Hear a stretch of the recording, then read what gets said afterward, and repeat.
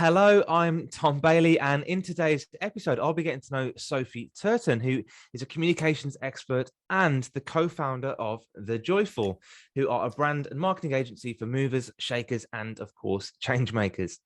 So, Sophie, hello, and a very warm welcome to today's episode. Hi, Tom. Thank you for having me. Absolutely, no problem at all. And just out of interest for some of our global listeners, especially, whereabouts in the world are you right now? Right now, I am in the beautiful city of York. Incredible. I love that city, and I wish I could get up there a little bit more often. It is gorgeous. So thanks for sharing that. And I just want to just share one last thing about you before we do get started. So Sophie is extremely passionate about the power of business to make the world a better place and believes in purpose-led marketing, which is what we are going to be talking about today. The title for today's episode is How to Make More Impact with Purpose-Led Marketing. And Sophie's going to show us how to do that in just 7 minutes. So question number one, no pressure at all. Question number one today is, who are your ideal clients? So you've summed it up pretty well, Tom. Our ideal clients are purpose-driven, conscious businesses who are doing more than just selling a product or service. They really want to leave a legacy and make a real difference, whether that's a micro difference or a macro difference in the world in some way.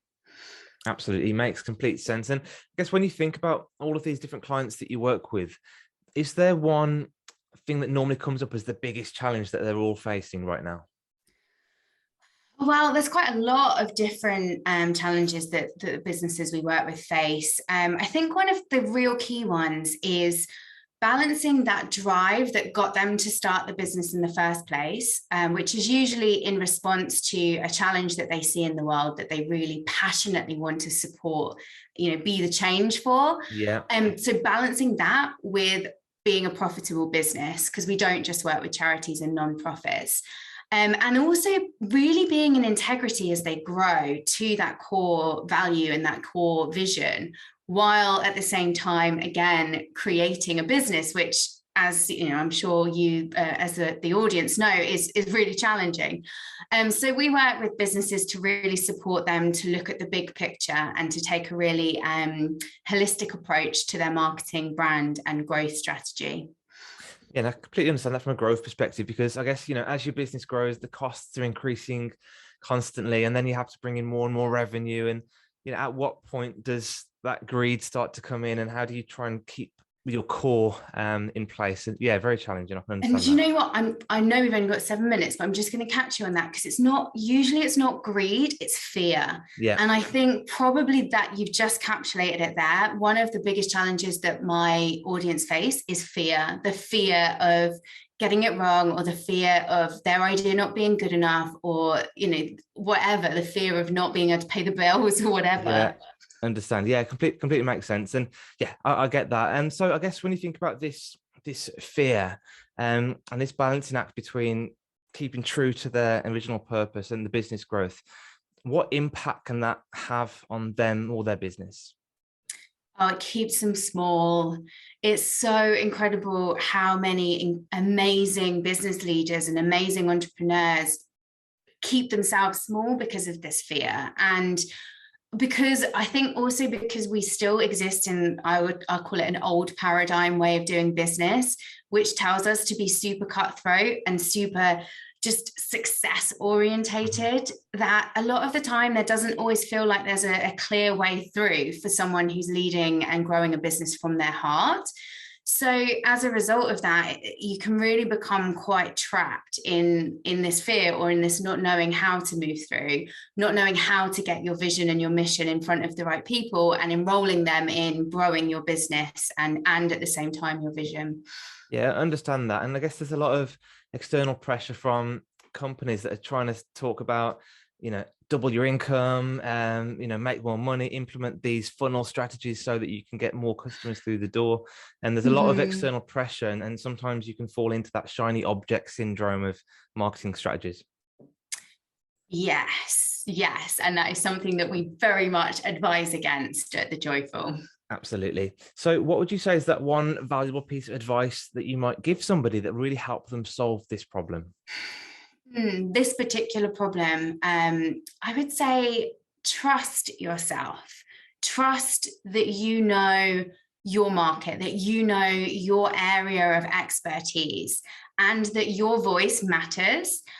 We obviously work in brand and marketing, so we're all about supporting businesses and their leaders to become more visible within their space. And the first and most important part of that is the mindset of visibility and the mindset of, I deserve to be heard and I've got something to say. And when you can unlock that, then you can really access a really authentic part of yourself that pulls people in like a magnet in a way that you just couldn't believe.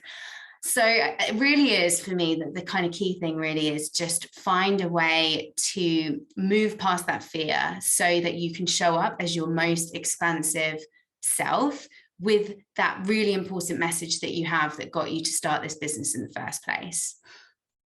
And there's something authentic as well, isn't there, about showing up and speaking your true purpose, even if there's part of you that thinks people may not believe this or people may not buy into this. But I'm going to show up anyway. Yeah. And I mean, if, as you said, and I loved how you put the inflection on it, change makers. Change doesn't happen from people just following the status quo. Like it's impossible for it to happen from people following the status quo. So in doing that, in being that change maker, we're going to naturally ruffle some feathers because humans generally don't love change. So it's kind of that balance between being comfortable and confident enough in your conviction that you just go for it anyway. Yeah, and keep coming back to that really important why. Absolutely. And I'm just going to just add one question to throw this in there, just because of the topic of the podcast. A lot of the listeners for this podcast have in the back of their mind public speaking and how do I have the confidence to go out and speak and present if I'm not a very confident speaker. So do you have any tips or advice for these business owners that may have a fear of public speaking as well? Yes, I'm a really big believer that confidence is not a personality trait, it's a skill. Yeah. So the more that we tell ourselves that we're not confident, the more we're preventing ourselves from learning that skill. And it sounds so trite because it's just like what everyone says, but it's so true. Find ways to do it anyway, even when you're terrified. And it can start with something really, really, really small, like just, I don't know, even just bringing people that you trust into a room and talking to them about the thing that matters most to you. And then bit by bit, you'll learn that actually the fear that you're experiencing is completely natural, but isn't going to turn into something catastrophic. And you can build on that until the point that you are scared. I'm scared. I was scared before I came on this podcast. Yeah. But you feel it, you listen to it and you go, you know, you can do this. That you are passionate, and the being there out there in the world is so important to realizing your mission. Great. And if you make a little mistake, it's okay. You'll learn from it and you'll survive. Do you know what? People don't like perfectionists. No. Like I've never ever looked at someone who's positioning themselves as perfect and thought, I relate to you. Like we don't, because none of us are perfect. No, exactly. Fantastic. Thanks for that. And the next question I've got for you is, what would you say is one valuable resource or somewhere that you can point people who want to find out more about this and get involved? About moving through the fear. Go on. I actually really really rate Brené Brown, and there is an incredible she's got incredible resources, an incredible TED Talk which is all around the power of vulnerability and the importance of vulnerability. So I would start there, and I would also look for as many opportunities to join groups of like-minded people. We have one which I'll send you the link to, or you can find it through our website.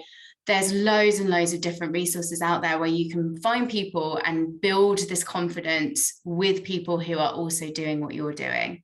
I love that. And you mentioned the website. Can you let us all know that web address, and I'll make sure that's shared in the show notes as well? Sure. It's wearethejoyful.com. Perfect. Wearethejoyful.com. I'll put that in the show notes. People can find out about all of those resources and the academy that you offer as well. Yeah. So next question is, what would you say is one of your greatest key learnings or mistakes or failures that you've made either in life or business? And what did you learn from it? I've made so silly mistakes.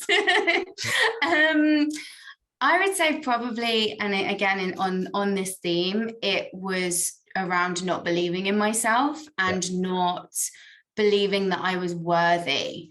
And that has really stopped me from going for my big, bold vision, from pushing myself out of my comfort zone for fear of what other people might think about me. And it's also created, because of insecurity, it's created some inauthentic ways of communicating with people that I have worked with in different contexts, that has left both myself and that person feeling very disempowered. So this is why I'm so passionate about the importance of working with our own sense of self as a business leader, and that being the first and most important part of being a leader. And the mindset comes in at every stage of your growth as well. Yeah, perfect. So authenticity, mindset, so important in this space. Yeah. And last question for me today is, what is the one question that I should have asked you that will also bring some great value to our audience? How can businesses change the world? Okay, I'd love to know. How can they? Well, business, I really believe that business is, and a wonky capitalism is the reason that we're in the state that we're in at the moment, where money has become more important than people and planet and community and collaboration and connection. Yeah. So if businesses have caused the problem, then they must also be the solution. And for me, that looks like thinking and being really honest with yourself about how in integrity you are in every single part of your business functioning. So marketing and branding is just the tip of the iceberg. It's just the talking of the talk. Are you walking it too? Yeah. Is every person who's working with you or for you or in your periphery experiencing joy when they're coming into contact with you? And if they're not, that's okay. We're not perfect. We've already established that. But how can we be accountable for that? And how can we use our authenticity to build better connections and grow business in a more joyful way, which is really what we stand for as a business too. Incredible. What a powerful note to end on. Sophie, thank you so much again for your time today. I really appreciate that and for sharing such great value with our audience.